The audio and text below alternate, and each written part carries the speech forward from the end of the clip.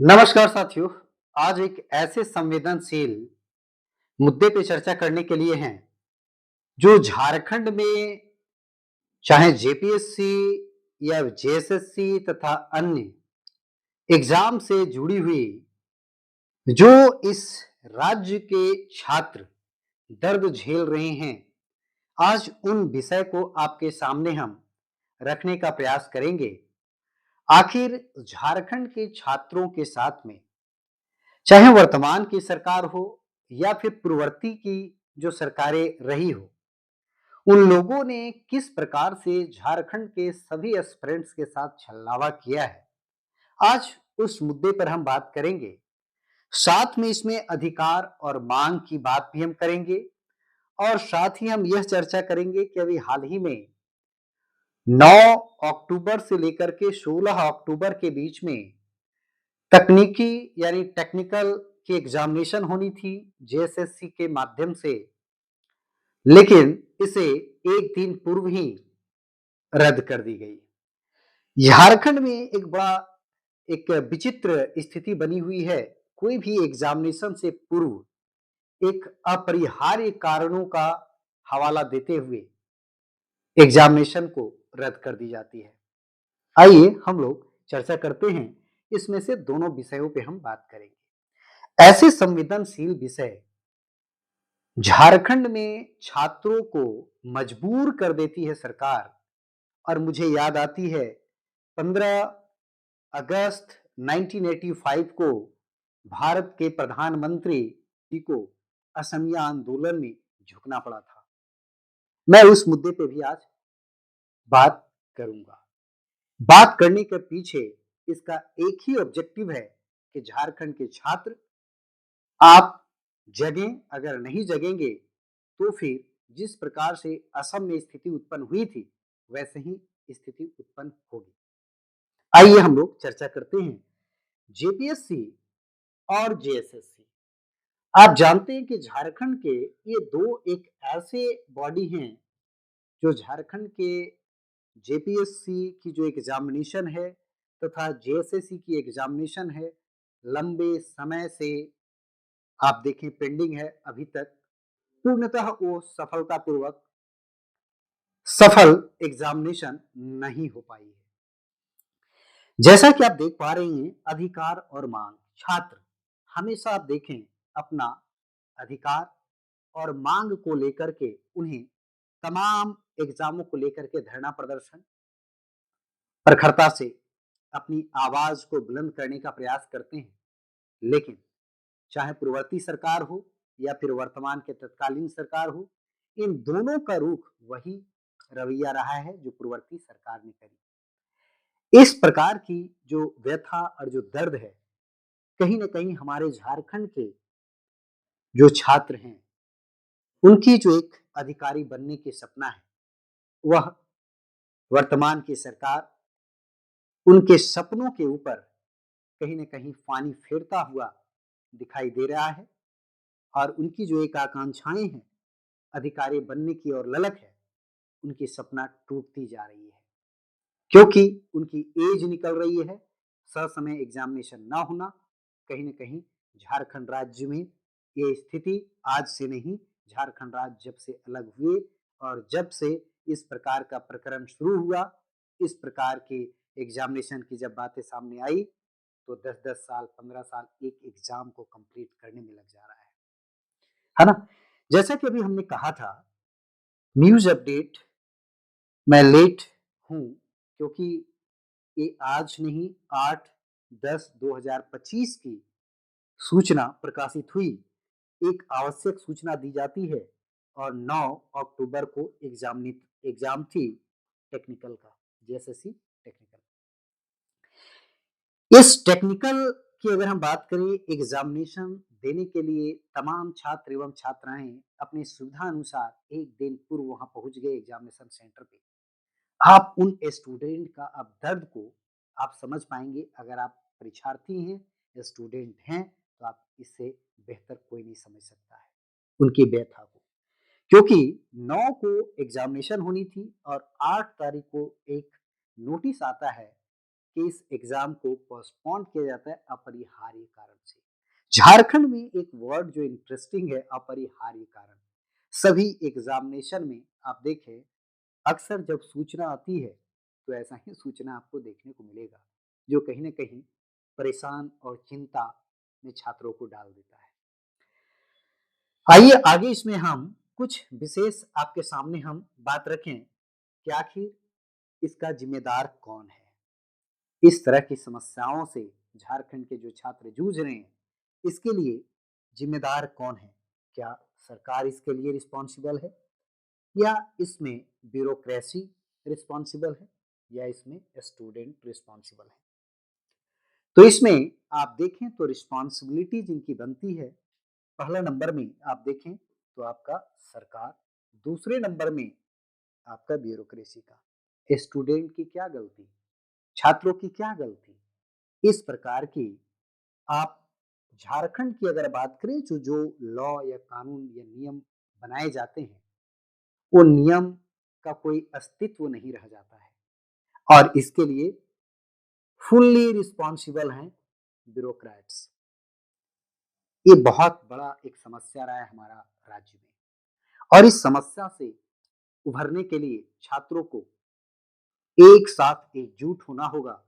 और मैं आगे बात करूंगा कि असमिया आंदोलन में कैसे राजीव गांधी सरकार को झुकना पड़ा और एक अकॉर्ड करना पड़ा, वो क्या मसला था, उन मुद्दों पर भी हम बात करेंगे। जिम्मेवार इसमें पहले नंबर पे हम सरकार को मानेंगे, दूसरे नंबर पे ब्यूरोक्रेट्स। और इन तमाम समस्याओं से छात्र ग्रसित हैं। इसके लिए क्या करें? आप देखेंगे कुछ ऐसे छात्र जो बात करते हैं, जब कॉल्स आती है तो बड़ा दर्द, मैं बता नहीं सकता हूँ कि किस परिस्थिति में वो अपना एक सपना देख करके जी रहे हैं। आस उनकी एक है अधिकारी बनने की, उनकी पेरेंट्स का, कि मम्मी पापा का सपना हमें पूरा करना है। लेकिन जो उनकी जोश जुनून जज्बा है, वो कहीं ना कहीं ब्यूरोक्रेसी और एक गवर्नमेंट पूरी तरह से उनके सपना को एक धूमिल करने का प्रयास करती है, इस प्रकार से बार बार अपरिहार्य कारणों का हवाला दे करके, है ना? जिम्मेवार अब यहाँ पे दो संस्था, जेपीएससी और जेएसएससी। कभी भी आप देखेंगे कि जेपीएससी के द्वारा कोई भी एक ऐसी वैकेंसी आई हो और उसमें कहीं ना कहीं कोर्ट कचहरी का चर्चा ना आया हो। अक्सर आप देखेंगे इस तरह की समस्याएं इसमें देखने को मिलेंगी। जेपीएससी हो या जेएसएससी, आप देखें तो जेटेट की जो आई थी वैकेंसी 2016 में, अभी तक ये पूरी तरह से फाइनल नहीं हो पाया है। जेएसएससी सीजीएल की अगर हम बात करें तो 2015 में आई, अभी तक ये फाइनल नहीं हुआ है। अब आप सोच लें क्या स्थिति होगी। आप यंग होते हैं, आप फॉर्म फिल करते हैं, उसके बाद में झारखंड की एक ऐसी स्थिति है कि जब आप बूढ़े हो जाएंगे तब आपको नौकरी मिलेगी, ये स्थिति है ना? तो यहाँ पे 15 वर्ष लग जाते हैं एग्जाम को कंडक्ट कराने में, और इस प्रकार से हमारा झारखंड का स्थिति कैसा है आप रूबरू हैं, जानते हैं। झारखंड में जेपीएससी और जेएसएससी से संबंधित जो भ्रष्टाचार है बहुत ज्यादा बढ़ा हुआ है, धोखाधड़ी भी है, परीक्षा में देरी और परिणाम में अनावश्यक विलंब, ये कहीं ना कहीं झारखंड के छात्रों की हौसला को पस्त कर देता है। और ऐसी हौसला पस्त करना, इसके लिए सोल रिस्पॉन्सिबल यहाँ की सरकार है। लेकिन बड़ा आश्चर्य की बात यह है कि आप अक्सर देखेंगे न्यूज में पूर्ववर्ती सरकार की बार बार चर्चा आती है। अभी वर्तमान की सरकार की पूर्ववर्ती सरकार ने गलतियां की है। अगर किसी ने गलतियां की है तो आपको रेक्टिफिकेशन करने का काम है। आप रेक्टिफिकेशन कर सकते हैं, लेकिन आप भी नहीं चाहते हैं। अगर यहाँ के स्टूडेंट इलिटरेट रहेंगे तो आसानी से आप सत्ता एंजॉय करेंगे। ये सत्य है हमारे डेमोक्रेसी में, आप देखेंगे ये बात, है ना? बेहतर सीएम कौन आपके सामने मैं इसलिए रख रहा हूं कि यहाँ पे मैं सभी का कार्यशैली के बारे में बात आपके सामने रखूंगा, और आगे इसी से जुड़ी हुई एक हम बात आपको बताएंगे, जो आप इस वीडियो में बने रहें और समझें कि असमिया आंदोलन में किस प्रकार से प्रधानमंत्री को छात्रों ने झुका दिया था, ऐसे ही झारखंड के छात्रों को यहाँ के राज्य के मुख्यमंत्री को झुकाना पड़ेगा और अपने अकॉर्डिंग यहाँ जो परीक्षाओं की जो कैलेंडर और जो तिथि है जो जारी की जाती है उस पे ससमय न होना यहाँ की छात्रों की एक कमी रही है, एकजुटता। यहाँ पे एकजुटता न होने के कारण इस प्रकार की समस्याएं यहाँ की सरकार वहाँ लुत्फ उठाती है, फायदा उठाती है और सत्ता में वो बैठे रहते हैं, एंजॉय करती है। बेहतर सीएम कौन? आपके सामने पहला नंबर में बाबूलाल मरांडी जी। दरअसल बाबूलाल मरांडी जी की अगर हम टर्म और टेन्योर की बात करें तो स्टार्टिंग में जब देश में हम बात करते हैं उस वक्त में आज़ादी के समय जब किसी को देश का पूरे भारत का बागडोर मिला हो तो उस सिचुएशन बड़ा डिफिकल्ट और टफ होता है एक स्ट्रक्चर और ढांचा को बनाना। सिमिलरली उसी प्रकार से बाबूलाल मरांडी जी के समय जब झारखंड अलग हुई और इनके हाथों में कमान गई तो इनके लिए काफी टफ समय था, लेकिन हाँ इनके द्वारा उस वक्त में बहुत अच्छे कार्य किए गए। एडमिनिस्ट्रेशन ऑलमोस्ट ठीक ठाक, सब कुछ ठीक था, लेकिन अभी वर्तमान में उतने अच्छे इनके कार्य नहीं है। लेकिन हाँ स्टार्टिंग में जो इन लोगों ने इन्होंने जो करा, इनके द्वारा जो स्टैंड लिए गए, जो इनके द्वारा एक स्ट्रक्चर बनाए गए, जो खाका खींचा गया रोडवे या वट जो भी चीजें हैं झारखंड में, इनके माध्यम से अच्छे कार्य किया गया। अब आते हैं हम दूसरे नंबर पे बाबूलाल मरांडी के बाद अर्जुन मुंडा जी का कार्यकाल। अर्जुन मुंडा जी का कार्यकाल कुल मिला के हम इसको एवरेज में कहें तो 50-50 ठीक है।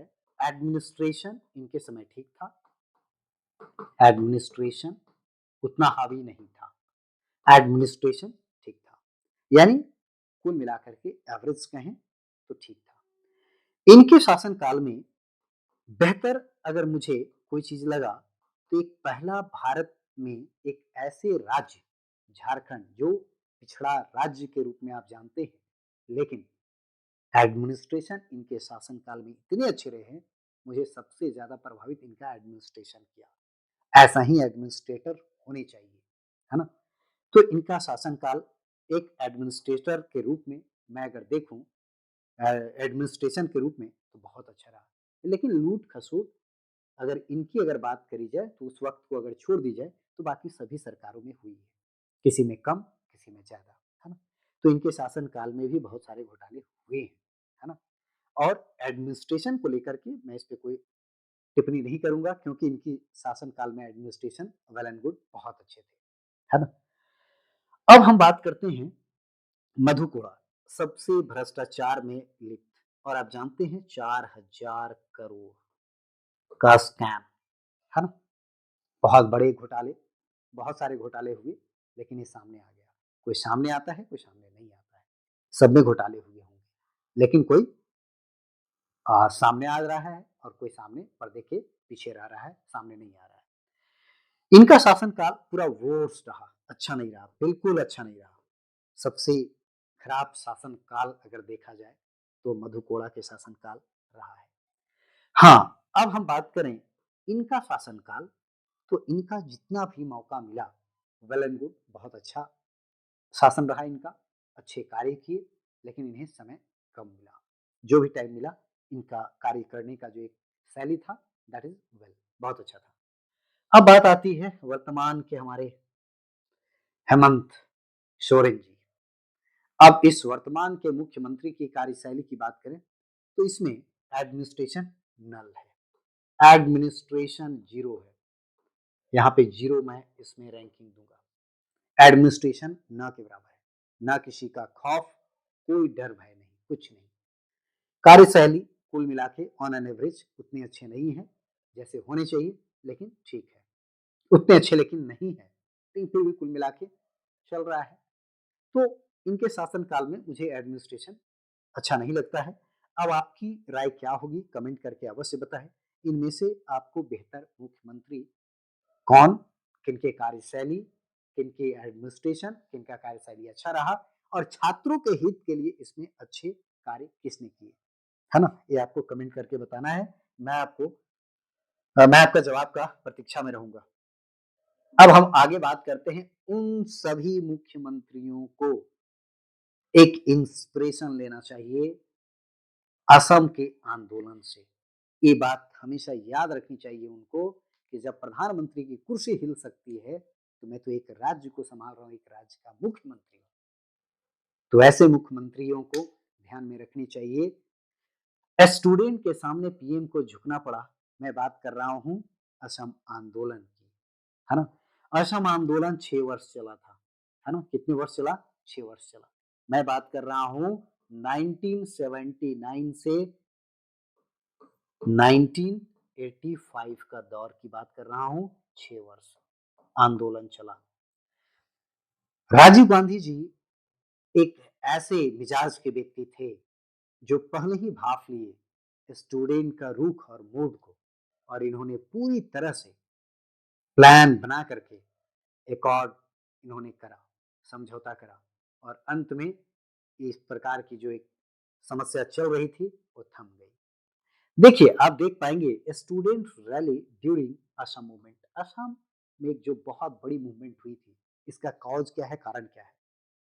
ये दरअसल जो पाकिस्तान से आ रहे थे, बस रहे थे असम में, और असम के लोगों का मानना था कि हमारे हक, हमारे नौकरी, हमारी संस्कृति, हमारी भाषाएं, हमारे जो भी रिसोर्सेस हैं उस पे काफ़ी दबाव पड़ेगा और ये हक को हमारे मारेंगे। इसीलिए इन्होंने अपना अस्मिता को बचाने के लिए पूरी तरह से अपनी जान को बाजी में खेल गए, और अंत में राजीव गांधी की सरकार को झुकना पड़ा, जैसा कि आप देख पा रहे हैं, है ना? उस वक्त में रेल रोको एक आंदोलन चल रही थी, और झारखंड में अगर किसी प्रकार से आंदोलन छात्रों का आप देख पाएं, तो यहाँ पे कहीं न कहीं जो डिवीजन, जो ग्रुप में बँट जाते हैं, ये सरकार को इससे कहीं न कहीं कानों में जू तक नहीं रेंगती है कि कुछ नहीं हो सकता है। छात्रों में संवैधानिक तरीके से एक ऐसी मांग होनी चाहिए और एकजुटता के साथ में, ताकि सरकार की सत्ता को भी आप हिला सकें। लेकिन यहाँ पे दुर्भाग्य है, यहाँ पे 2 हिस्सों में आपको देखने को मिलेगा, है ना? जैसा कि यहाँ पे आप देख पाएँ, अगर इस प्रकार की झारखंड में अगर स्थिति उत्पन्न हो जाए, तो सरकार को झुकना पड़ेगा। टाइम टू टाइम यहाँ पे वैकेंसी आएगी। लेकिन ऐसा ना होना, ये झारखंड में छात्रों के लिए ही कहीं न कहीं दुर्दशा है। आप देखिए, जब प्रधानमंत्री को छात्रों की इतनी काबिलियत और इतने अच्छे तरीके से इन्होंने मांग रखा कि प्रधानमंत्री को झुकने पड़े, है ना? 1979 से 85 के बीच हमने अभी कहा था 6 वर्षों तक आंदोलन चला, और इस आंदोलन में सैकड़ों मौतें हुई, कई बार कर्फ्यू लगा जिसमें रेल बंद किया गया, और जिसका समापन एक संधि यानी असम एकॉर्ड के साथ होता है। अभी आप देखेंगे कि असम जो एकॉर्ड हुआ, समझौता हुआ, इसमें से 2 ऐसे संगठन छात्रों का जो राजीव गांधी सरकार को हस्ताक्षर करने पर मजबूर कर दिया, है ना? जैसा कि आप 2 संगठन देखें, तो असम में 2 संगठन काफ़ी फेमस, जिस प्रकार से यहाँ पे एबीवीपी है, छात्रों का एक संगठन, all Assam student union, all Assam गण संग्राम परिषद, ये 2 छात्रों का एक संगठन है, और यही संगठन वहाँ के छात्रों को एक हौसला दिया, और पूरी हौसले के साथ में अपनी अधिकार और मांग को रखा, और सरकार को झुकना पड़ा, है ना? जैसा कि आप देख पाए, वहाँ के छात्र, देखिए, छात्र बात कर रहे हैं राजीव गांधी से, कुछ स्टूडेंट के प्रतिनिधि गए हुए हैं, और देखिए उनके सामने हस्ताक्षर हो रहा है ना? 6 वर्ष लंबे समय, signing the Assam accord in 1985, former PM late Rajiv Gandhi, इनके द्वारा देखिए किया जा रहा है ना साइन।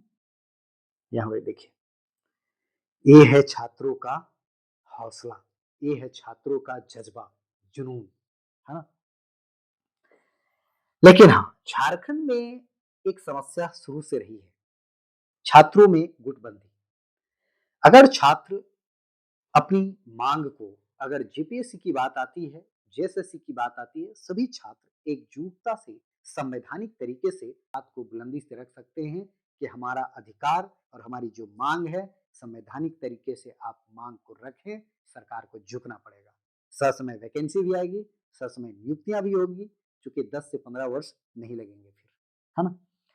भारत के पूर्ववर्ती राज्य की बात करें, असम में लंबे समय बांग्लादेश से जो आए इलीगल इमिग्रेंट्स, जो आज पूर्वी पाकिस्तान बांग्लादेश बना, है ना, और वहां अवैध जो प्रवासी इलीगल इमिग्रेंट्स असम में एंट्री मार रहे थे, उसी का विरोध था।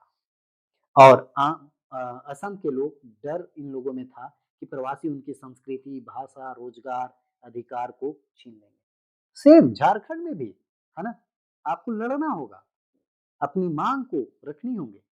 1978 में मांगालदोई संसदीय क्षेत्र था, वहां पे एक उपचुनाव के समय पता चला कि बड़ी संख्या में यहाँ गलत तरीके से लोग रह रहे हैं।